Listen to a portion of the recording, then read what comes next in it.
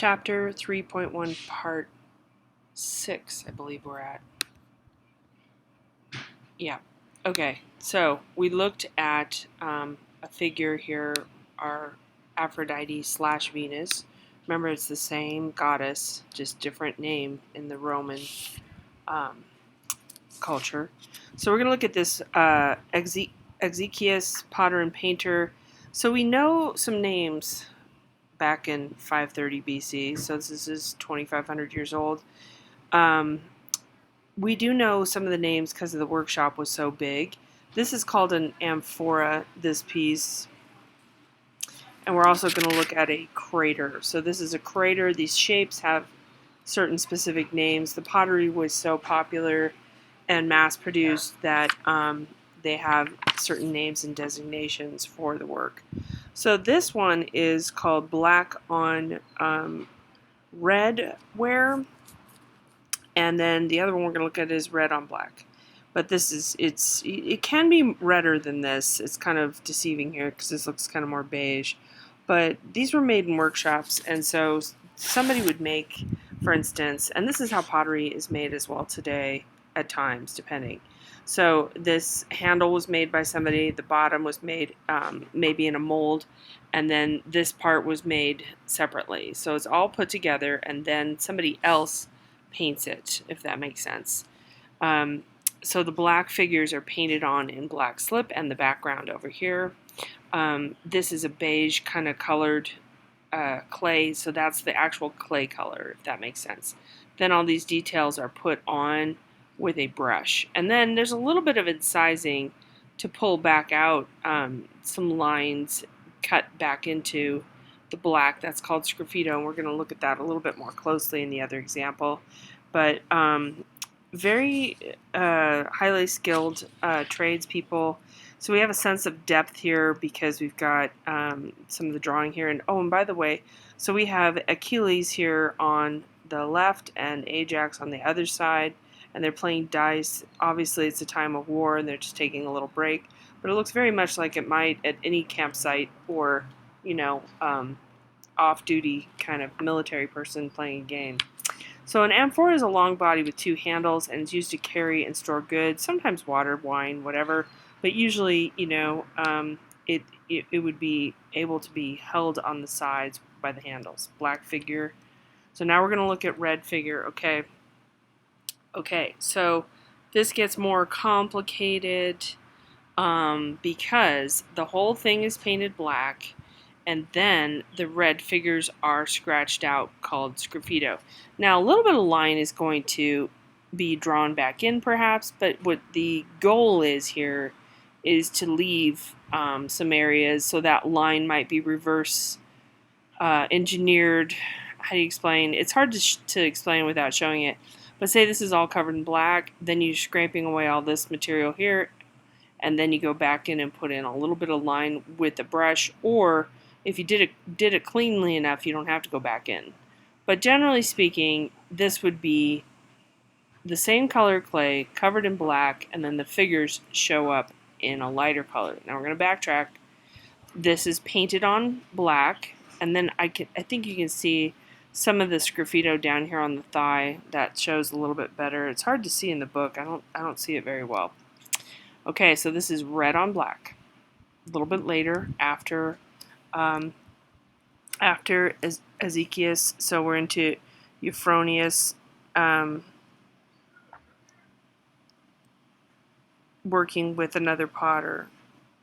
Okay, so this is a crater right here, or calyx is kind of another part of the terminology.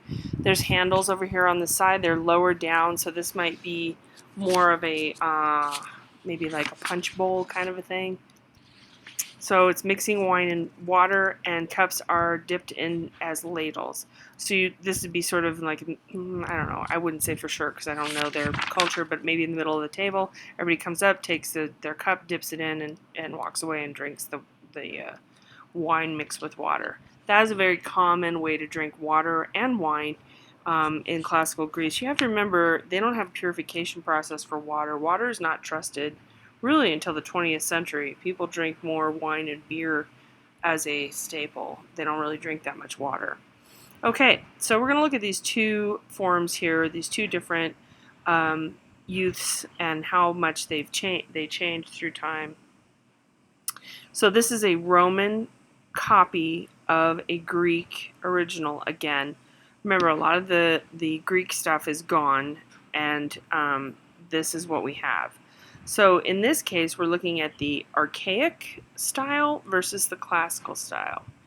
And we're also going to get into the Hellenistic style. I'm going to skip ahead for a second. This is Hellenistic.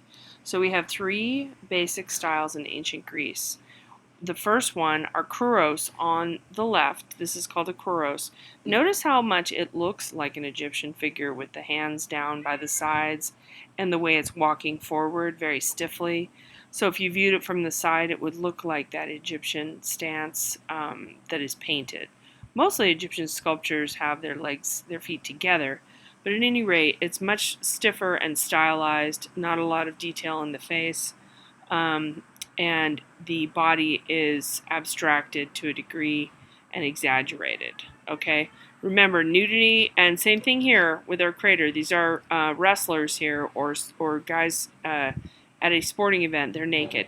That is usually the way athletes are portrayed, because that's how they were performing. Naked, nothing to hold on to when they're wrestling. They just, are either even oiled down so they can't grab each other during a wrestling match. So that's a typical thing. But it's not just wrestling. They're naked throughout most of sports.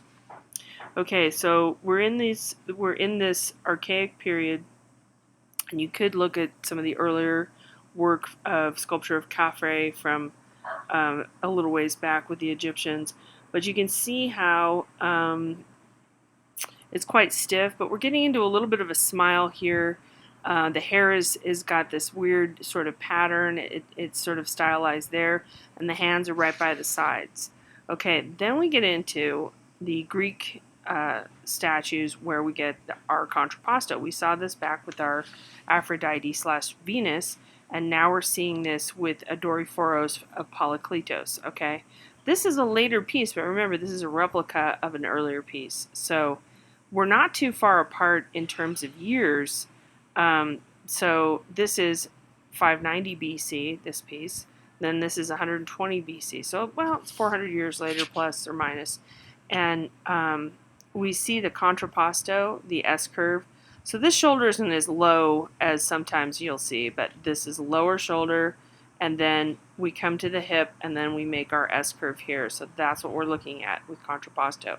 When you have contrapposto, it activates all the leg muscles, the abdomen, and so on. So you see more musculature and more detail here. It's not this weird stylized shape, and there's not this hard line here in the leg. The ankles are more accurate. So you see really accurate representation of the form. So remember, with the ancient Greeks as opposed to the archaic, I know it sounds like the same word, but it's not in Greek culture. This is classical, this is archaic. In ancient Greece, same thing though, we're same time period-ish.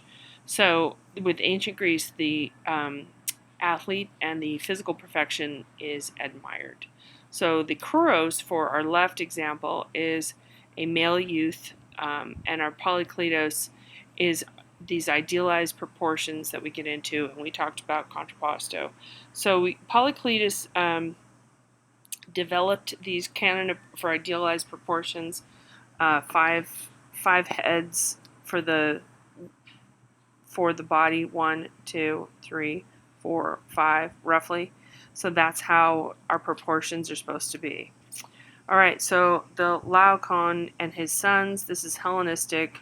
So this has to do a bit with the story of the the Trojans versus the Greeks, and he's on the Trojan side, and he's at a temple praying for help with his sons, and the gods send down a snake to tell him that his side is going to lose and he's going to die.